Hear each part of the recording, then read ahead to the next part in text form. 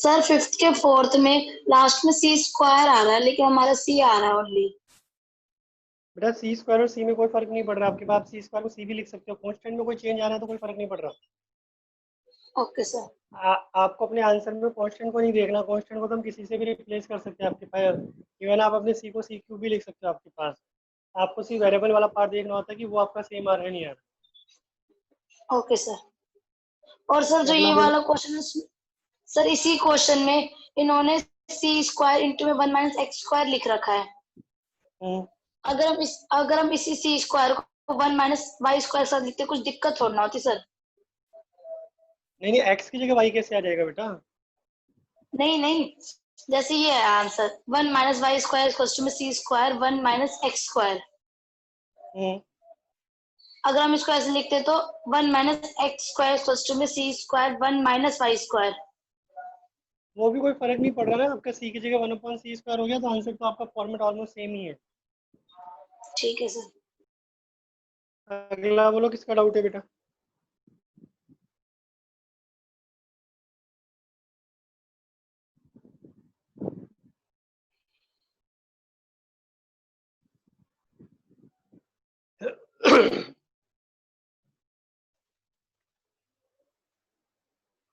और किसी का जो कल मैंने होमवर्क दिया था उसमें डाउट हो तो प्लीज बोल दो बेटा।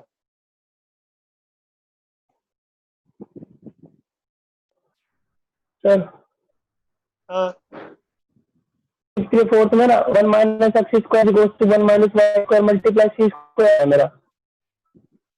हाँ, कोई फर्क नहीं पड़ रहा, कांस्टेंट सी स्क्वायर की जगह सी भी हो सकता है, 1/c² भी हो सकता है, उससे आंसर में कोई फर्क नहीं आ रहा। नहीं नहीं, वेरिएबल पार्ट आपका लेकिन लेकिन 1 - x² के साथ सी स्क्वायर है आंसर में।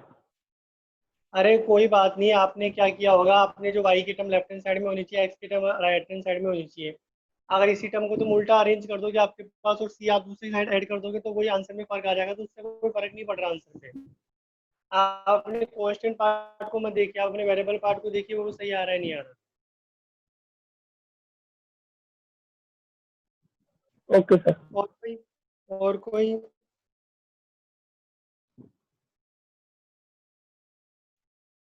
भाई और किसी का डाउट हो कल जो मैंने क्वेश्चन दिए थे आपके पास तो बोल दीजिए।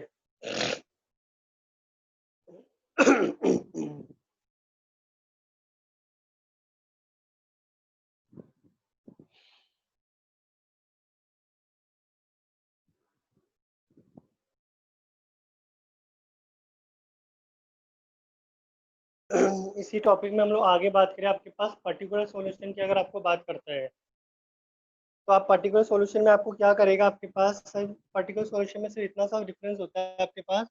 आप जो ये सी ऐड कर रहे हो लास्ट में, अभी सी का वैल्यू भी आपको निकालना पड़ेगा। आप जब ये सी का वैल्यू निकाल दोगे और उसमें पुट कर दोगे आपके पास, तो वही जो सॉल्यूशन आपके आ रहे हैं आपके पास, वही अब आपके पर्टिकुलर सॉल्यूशन कहलाएंगे। मतलब जो कांस्टेंट आपके पास उसमें है उसके वैल्यू आप डिसाइड कर पा रहे हैं आपके पास, तो उस केस में उसको पर्टिकुलर सॉल्यूशन कहते हैं। तो कभी भी क्वेश्चन में अगर पर्टिकुलर सॉल्यूशन कहेगा आपके पास, तो आपको एक कंडीशन भी देगा साथ में कि एक्स की वैल्यू क्या है और वाई की वैल्यू क्या है। उसी को यूज करके आपको सी का वैल्यू निकालना होता है आपके पास। और उस केस में सी का वैल्यू निकालने के बाद आपको सी का वैल्यू पुट करना होता है, तो वो जो सोल्यूशन निकल कर आता है आपके पास, वो क्या निकल के आता है आपके पास? पर्टिकुलर सोल्यूशन निकल के आता है। बाकी सारी चीज़ें सेम है जो आप लोग अभी तक करते आ रहे हो, उसमें कोई भी चेंज नहीं है आपके पास, इस चीज़ का ध्यान रखना आपके पास।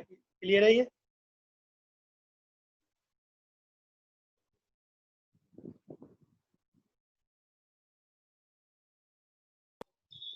Yes sir. अब जैसे देखो एग्जांपल नंबर 5 आपके पास है, find the following initial value problem आपके पास सॉल्व। तो उसमें देखो आपके पास, आप अगर क्वेश्चन को देखेंगे, आपका क्वेश्चन क्या है, D Y upon D x is equal to Y tan two X आपको दिया हुआ है और साथ में बगल में कुछ लिखा हुआ है, व्हेन वाई ब्रैकेट में zero is equal to two. इसका स्टेटमेंट का मतलब क्या है? देखो जो हमारी डिफरेंशियल इक्वेशन होती है वो हमेशा वाई ब्रैकेट में एक्स की फॉर्म में होती है। तो वाई ब्रैकेट में जो भी आपको मेंशन कर रखा है वो है एक्स का वैल्यू। तो आपको यह मेंशन कर रखा है वाई ब्रैकेट में जीरो, इसका मतलब जीरो आपके पास है एक्स का वैल्यू, और वाई का वैल्यू आपके पास कितना है, टू।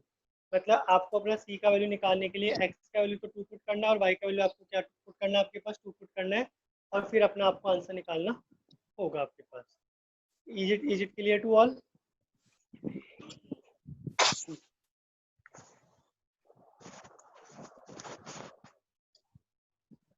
आप देखो आगे का पार्ट क्वेश्चन में हम लोग सेम वैसे ही कर रहे हैं जैसे हमने कल किया था आपके पास वेरिएबल सेपरेशन में, जो कल हम कर रहे थे सेम वही चीज़ हम करेंगे।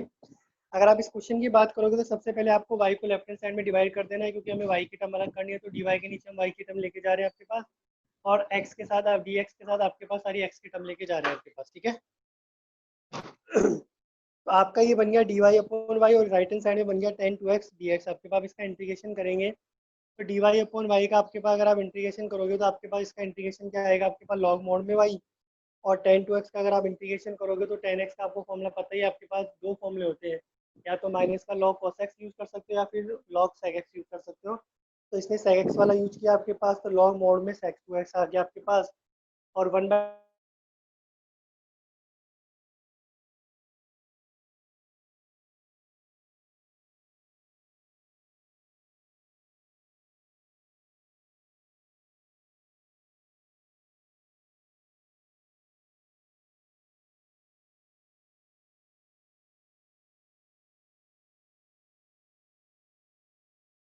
आपका ये जो सॉल्यूशन निकल कर आया है उसमें आपका x का वैल्यू 0 पुट करना है और y का वैल्यू आपको 2 पुट करना है। तो आप ऐसा करते हो तो आपके पास c का जो वैल्यू आ रहा है वो log 2 निकल कर आ रहा है, इसने c का वैल्यू फिर पुट कर दिया।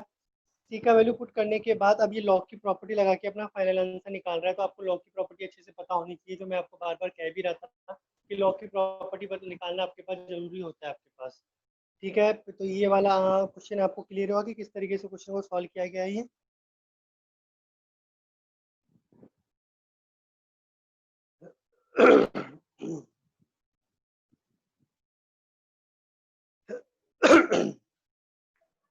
ठीक है, अगर हम इसके सेकंड पार्ट की बात करें, आपके पास आपको दिया हुआ है x minus one d Y upon D x plus is equal to 2xy दिया हुआ है। अब देखो इसको भी सेम आपको उसी तरीके से करना है जैसे हमने अभी पहला वाला पार्ट आपके पास किया है। तो सबसे पहले आप क्या करोगे, आपके पास y की टर्म अलग कर रहे हैं, x की टर्म अलग कर रहे हैं, तो आपका डी वाई अपॉन वाई हो गया आपके पास, तो डी एक्स के साथ आपका 2x upon x minus one D x हो गया, ठीक है। अब इसको हम लोग इसका इंटीग्रेशन करेंगे तो 2x को इसने अलग कर लिया आपके पास, 2 को बाहर ले लिया, उसमें प्लस वन माइनस वन करके सेपरेट कर लिया, और इसका फिर इंटीग्रेशन आपके पास इजीली हो जाएगा। आपके पास एक लॉग में जाएगा और एक आपका एक्स हो जाएगा आपके पास, और प्लस तो लग ही रहा है आपके पास। अब अगेन सी का वैल्यू निकालने के लिए पीछे आपको कंडीशन दे रखी है क्वेश्चन में, अगर हम पीछे जाते हैं तो आप देखोगे इसमें बता रखा है कि y2 पे आपके पास इजिकल टू 1 है, इसका मतलब x का वैल्यू 2 रखने पे y का वैल्यू कितना आ रहा है आपके पास, 1 आ रहा है आपके पास। तो वही चीज़ c की वैल्यू निकालने के लिए इसने क्या किया, आपके पास वही वैल्यू पुट कर दिया आपके पास, और वैल्यू पुट करने के बाद c का वैल्यू कितना निकल के आ गया, -4 निकल कर आ गया। तो अब इसने इसमें c का वैल्यू -4 पुट कर दिया आपके पास। अब क्योंकि सारी टर्म लॉग में नहीं है तो आपको फिर लॉग की प्रॉपर्टी लगाने की जरूरत नहीं है। बेटा किसी का माइक ऑन है उसको बंद करो।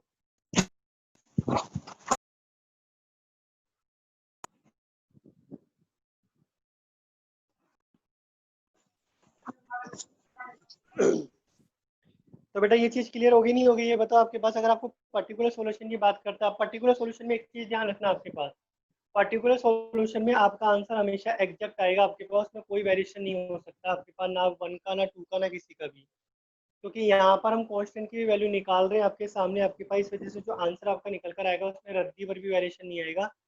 तो आपका आंसर एकदम एक्यूरेट आना चाहिए, तभी आपका सही माना जाएगा, अदरवाइज आपका आंसर सही नहीं माना जाएगा। इस चीज़ का ध्यान रखना आपको। Is it clear? Yes sir. अब ऐसे देखो एग्जांपल नंबर अगर हम 6 की बात करें, अब देखो इसी टाइप के क्वेश्चन है आपके पास, मैं एक आध डिस्कस कर रहा हूँ उसके बाद आपको दूंगा भी करने के लिए। फाइंड द पर्टिकुलर सॉल्यूशन, देखो इसने बोल भी दिया पर्टिकुलर सॉल्यूशन, तो पर्टिकुलर सॉल्यूशन अगर वर्ड यूज हो जाता है तो घबराना मत कि भाई ये चीज़ क्या होती है। आप सी की फॉर्म में जो सॉल्यूशन निकाल रहे हो उन्हें हम नॉर्मली जनरल सॉल्यूशन बोल रहे हैं आपके पास, और जब सी का वैल्यू भी आप फाइंड आउट कर लेते हो, ठीक है, तो वही आपके पास फिर क्या हो जाता है, पर्टिकुलर सॉल्यूशन हो जाते हैं आपके पास। तो इस चीज़ का ध्यान रखना आपके पास। जैसे अगर आप एक कोई डिफरेंशियल कोई आप इक्वेशन ऐसे लिखते हो y equal to capital A sin 2x, तो ये आपके पास जनरल सॉल्यूशन है आपके पास, क्योंकि यहाँ पर कैपिटल ए जो कॉन्स्टेंट आपके पास है उसकी वैल्यू आपने बताई नहीं है। और अगर एक चीज़ आप लिखते हो y equal to 2 sin 3x, तो यहाँ पर आपने कैपिटल ए का वैल्यू 2 बता दिया आपके पास, तो ये आपके पास क्या हो गया, पर्टिकुलर सॉल्यूशन हो गया।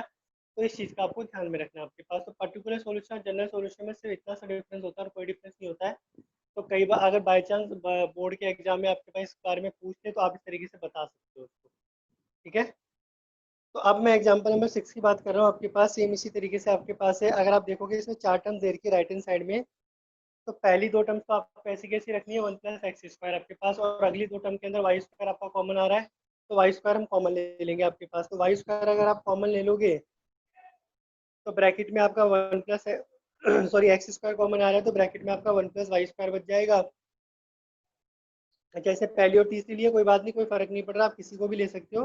मैं पहली दो ले रहा था, इसने पहली और तीसरी को कंबाइन क्लब कर रखा, उससे कोई फर्क नहीं पड़ रहा। तो आपके इसके फैक्टर बन के आ जाएंगे वन प्लस एक्स स्क्वायर और वन प्लस वाई स्क्वायर, आपके पास इस तरीके से फैक्टर बनकर आ जाएंगे। अब वही आपके पास एक्स की टर्म को आपको अलग करना है, वाई की टर्म को आपको अलग करना है आपके पास। तो डी वाई के नीचे हम वन प्लस वाई स्क्वायर लगाएंगे और डी एक्स के साथ हम वन प्लस एक्स स्क्वायर लगा देंगे। अब इसका इंटीग्रेशन करेंगे तो एक का आपका टेन इनवर्स में जाएगा और दूसरा आपके पास सिंपली वन का एक्स हो जाएगा और एक्स स्क्वायर का एक्स क्यूब बाई 3 हो जाएगा आपके पास। अब सी का वैल्यू निकालने के लिए आपको कंडीशन बताई रखी है क्वेश्चन में, जो कंडीशन बता रखी है मतलब क्या बता रखा है, एक्स का वैल्यू जब 0 होगा तो वाई का वैल्यू क्या होगा, 1 होगा। तो इसने उस कंडीशन को इसमें पुट करके सी का वैल्यू निकाल लिया, 5/4 आ गया आपके पास। और 5/4 वैल्यू को उसने फिर अपनी उस इक्वेशन में पुट कर दिया, इक्वेशन में पुट करके अपना फाइनल आंसर बता दिया आपके पास। तो ये इसका फाइनल आंसर हो गया। तो बेटा आगे के इस पार्ट में अगर आप देखोगे आपके पास, तो यहाँ पे डिफरेंस क्या है, कुछ डिफरेंस नहीं है। आपको सेम जैसे कल आपने किया था, आपके पास वेरिएबल सेपरेशन में एक्स की टर्म को अलग करना है, वाई की टर्म को अलग करना है, वैसे आपको इसमें भी यहाँ भी वही चीज़ करनी है। फर्क आपके पास क्या है कि आप लास्ट में जो सी का वैल्यू निकाल रहे थे, आपके पास वो सी का वैल्यू निकालने के लिए आपको एक कंडीशन देगा, एक्स और वाई का वैल्यू बताएगा, आपको उन वैल्यू को यूज करके जस्ट सी का वैल्यू निकालना है। सी का वैल्यू निकाल के आपको जस्ट पुट कर देना है आपके पास और आपका आंसर निकल कर आ जाएगा। आपको और कुछ एक्स्ट्रा नहीं करना आपके पास। तो आई होप आपको क्लियर होगा कि आपको क्या करना है। बोलो क्लियर है नहीं है?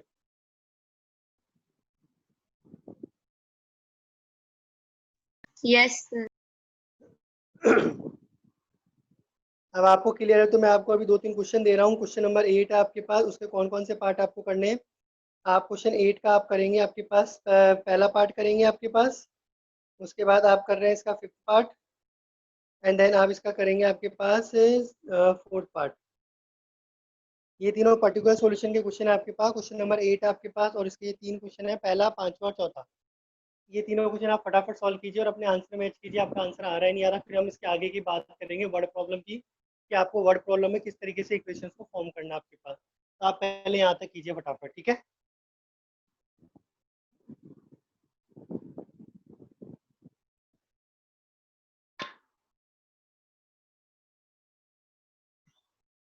कैलकुलेशन चेक कर बेटा। सर मेरे सी की वैल्यू 2 आ रही है। सर मेरी भी 2 ही आ रही है। तो फिर आंसर आ रहा नहीं आ रहा तुम्हारा बेटा गरिमा?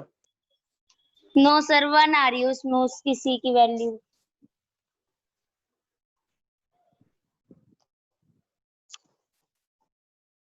एक बार रुको मैं करके देखता हूँ।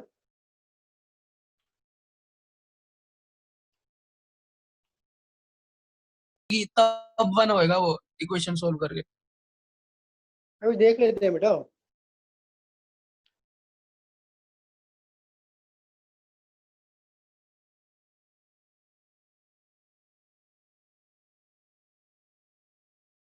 तो डेरिवेटिव तो यही आ रहा है क्या, पहले बताओ। सर आ गया।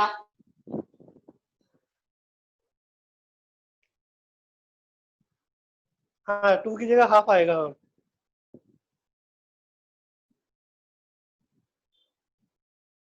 अब ठीक है।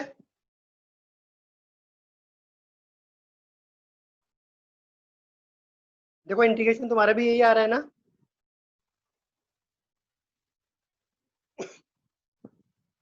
अब y का वैल्यू आपको 1 रखना है, x का 0 रखना है, तो log 1 तो होता है 0 माइनस हाफ, और हमें x का वैल्यू 0 पुट करना है, cos 0 का वैल्यू होता है 1 प्लस का c। तो c का वैल्यू आपके पास निकल कर आ रहा है 1/2। बेटा 1/2 निकल के आ रहा है, 2 निकल के तो नहीं आ रहा। सर हो गया, सर मिस्टेक थी 1/2। पहले। हो गया, अब आ गया।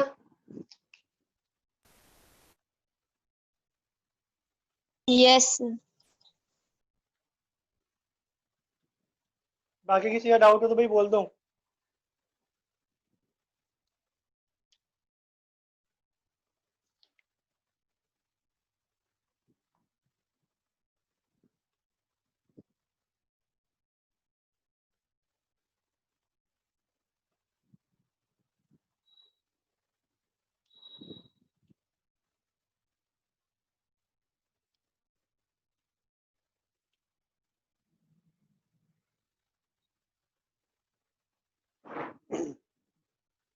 ठीक है, तो कंप्लीट हो गया आपके पास ये वाला पोर्शन आपके पास।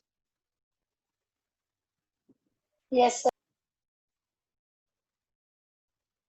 अब देखो मैं कुछ वर्ड प्रॉब्लम की बात कर रहा हूँ आपसे कि वर्ड प्रॉब्लम के क्वेश्चन को आप कैसे सॉल्व करोगे।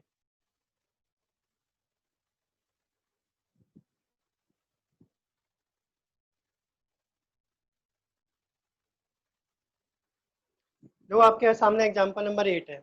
वर्ड प्रॉब्लम के क्वेश्चन में क्या होगा, अभी आपको क्या हो रहा है, डिफरेंशियल इक्वेशन गिवन है जिसके सॉल्यूशन आप निकाल रहे हो। वर्ड प्रॉब्लम में आपके पास क्या होगा कि वो डिफरेंशियल इक्वेशन भी आपको खुद को ही पहले फॉर्म करनी है और उसके बाद आपको उसका सॉल्यूशन भी निकालना है। मतलब वही बात होगी, एक्स्ट्रा वर्क हो गया आपके लिए। जैसे हमने मैक्सिमम मिनिमा की वर्ड प्रॉब्लम की थी आपके पास, तो वहाँ पे इक्वेशन भी हमें खुद को ही बनानी होती थी और उसके बाद हमें उसका मैक्सिमम मिनिमा निकालना होता था आपके पास। सेम वही चीज़ आपके पास यहाँ भी हो रही है।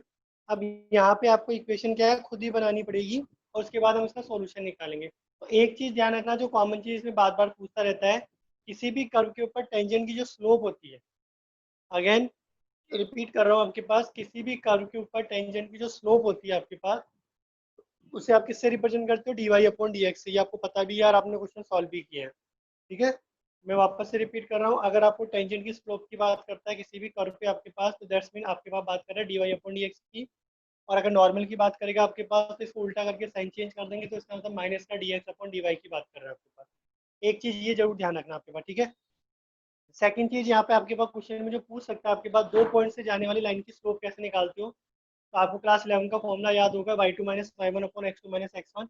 ये वाला फॉर्मूला हम यूज करते थे आपके पास, तो आपको भी ये फॉर्मूला यूज करना पड़ेगा। तो ये 2-3 बातें ध्यान रखना, क्योंकि आपकी वर्ड प्रॉब्लम में ये चीज़ काम आएगी आपके पास। ठीक है, तो जैसे एग्जांपल नंबर 8 आपके पास जो वर्ड प्रॉब्लम है, इसमें क्या लिख रखा है, देखो slope of the tangent at a point p x comma y. तो स्लोप ऑफ ए टेंजेंट किसी पॉइंट के ऊपर किससे रिप्रेजेंट करोगे, d Y upon D x से। मतलब ये जो बोल रहा है आपके पास, वो आपके पास क्या बोल रहा है, D Y upon D x के बोल रहा है। वो आपको बता रखी है 2x अपॉन वाई स्क्वायर। मतलब d Y upon D x की जो वैल्यू हो गई आपके पास, वो कितनी हो गई, 2x अपॉन वाई स्क्वायर के इक्वल हो गई आपके पास। If the curve passing through the point -2, 3, इसका मतलब ये आपके पास x और y की वैल्यू हो गई, क्योंकि हमें पर्टिकुलर सोल्यूशन निकालने होंगे, यहाँ भी हमें c का वैल्यू निकालना होगा। तो यहाँ पर आपके पास अब x और y का वैल्यू देने के लिए इसने ऑर्डर पेयर यूज कर रखा है आपके पास। पहले जो दे रहा था आपको, उसको रिप्रेजेंट करने का तरीका अलग था, हालांकि बात सेम थी। यहाँ पर आपको ऑर्डर पेयर की फॉर्म में दे रहा है आपके पास, तो पहला कोऑर्डिनेट जो आपके पास होगा वो x होगा, दूसरा आपके पास क्या होगा, y होगा। Then find the equation of the curve, आपको एक कर्व की इक्वेशन निकालनी है आपके पास। बेटा किसका माइक ऑन है, प्लीज ऑफ करो इसे।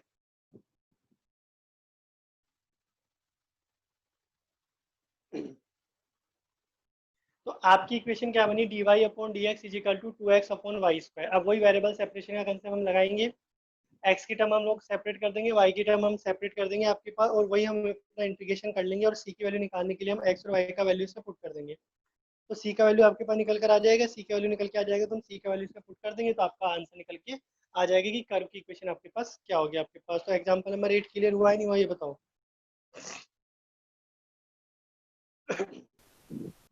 Yes sir.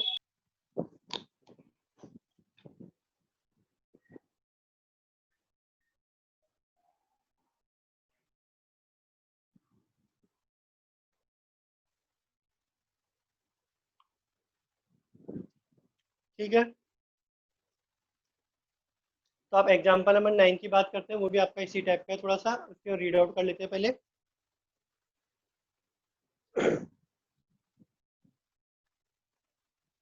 बेटा 8 के क्वेश्चन में आपके पास एग्जांपल 8 में ये कह रहा है आपके पास कि slope of a tangent at the point p x comma y on a curve. तो किसी भी टेंजेंट की जो स्लोप होती है किसी कर्व के ऊपर आपके पास, उसे रिप्रेजेंट किया जाता है D Y upon D x से। तो आपको ये जो वैल्यू दी हुई है 2x अपॉन वाई स्क्वायर, ये आपके पास वैल्यू दी हुई है D Y upon D x की। तो हम इसे d Y upon D x के इक्वल पुट कर देंगे। ठीक है, साथ में आपको ये बता रखा है कि आपका ये जो कर्व है वो एक पॉइंट से पास हो रहा है आपके पास -2, 3 से। तो ये आपके पास x और y की वैल्यू हो गई। ये x और y की वैल्यू हमारे क्या काम आएगी, आपके पास जो c का वैल्यू हम निकालेंगे वहां पर हमारे इसकी वैल्यू काम आएगी आपके पास, तो वहां से हमें यूज करके इसको निकालना होगा। तो सबसे पहले हमने क्या किया, d Y upon D x को आपको लिख दिया 2x upon Y square. Then हमने वेरिएबल सेपरेशन कंसेप्ट लगा के x और y को सेपरेट कर लिया आपके पास और अपना इंटीग्रेशन कर लिया। इंटीग्रेशन करने के बाद हमने फिर अपना x और y का वैल्यू पुट करके c का वैल्यू निकाल लिया, जो कि आपके पास 5 आया है। ओके, अब 5 आने के बाद हमने इसको पुट कर दिया और y की वैल्यू निकाली, तो वो हमारे पास कर्व की इक्वेशन निकल कर आ गई। तो हमने इस तरीके से इसको सॉल्व किया आपके पास। बोलो क्लियर है?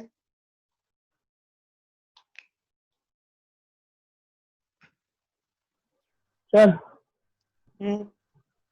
इक्वेशन लास्ट में y की फॉर्म में लिख रखी है, मतलब y इज इक्वल टू कर रखी है। अगर y क्यूब इक्वल टू रखते 3x स्क्वायर प्लस 15 वाली लास्ट वाली वहां पे छोड़ दे तो कोई दिक्कत है? नहीं, कोई दिक्कत नहीं है। ओके वैसे अगर आप नॉर्मली देखोगे आपके पास कभी भी कोई इक्वेशन दी हुई होती है तो y is equal to something ही दी हुई होती है। तो सबसे बेटर ऑप्शन तो ये होता है कि आप y को अकेला छोड़ के बाकी को लिखिए। लेकिन अगर आप वहां से भी छोड़ देते हो तो एग्जाम में आपके इसके कोई मार्क्स नहीं कटेगा। ठीक है, ओके सर। अब एग्जांपल नंबर अगर हम 9 की बात करें, आपके पास find the equation of a curve passing through the point 0, -2। तो मतलब ये आपके पास x और y की पॉइंट्स दिए हुए हैं आपके पास। Given that at the point x, y on the curve the product of the slope of its tangent and y coordinate of the point। मतलब क्या कह रहा है, टेंजेंट की जो स्लोप है उसका और y कोऑर्डिनेट का प्रोडक्ट। इसका मतलब क्या बना आपके पास, y into d Y upon D x, and that is equal to the x coordinate of the point. तो आपका ये पूरी इक्वेशन क्या बनी, y into d Y upon D x is equal to x. ये आपकी सिंपल सी equation बनी। ठीक है, ये देखो आपके पीछे बना भी रखी होगी इसमें, y into d Y upon D x is equal to x. आपके पास ये आपकी सिंपल सी बन गई। आप अगेन इसमें आप वेरिएबल सेपरेशन का कंसेप्ट लगाएंगे। वेरिएबल सेपरेशन का कंसेप्ट लगा के अगर आप करेंगे तो आपका सिंपल सा एक इंटीग्रेशन फॉर्म बनेगा आपके पास, उसका आप इंटीग्रल कर लोगे आपके पास। और सी का वैल्यू निकालने के लिए अगेन आपको बता रखा है कि आपका जो कर्व है वो 0, -2 से पास हो रहा है आपके पास। तो आप उससे पास करा देंगे आपके पास, तो आपके पास सी का वैल्यू निकल कर आ जाएगा 2, और हम उस सी का वैल्यू उसमें रख देंगे तो आपका आंसर निकल कर आ जाएगा। बोलो ये चीज़ समझ में आई नहीं आई? Yes sir. तो वर्ड प्रॉब्लम में देखो बेटा, ये कोई जरूरी नहीं कि इससे वर्ड प्रॉब्लम इसी टाइप के क्वेश्चन आते हैं आपके पास, क्योंकि अगर आप अपने एलिमेंट के बोर्ड्स के क्वेश्चन देखोगे वहाँ पे वर्ड प्रॉब्लम आपको और भी मिलेगी।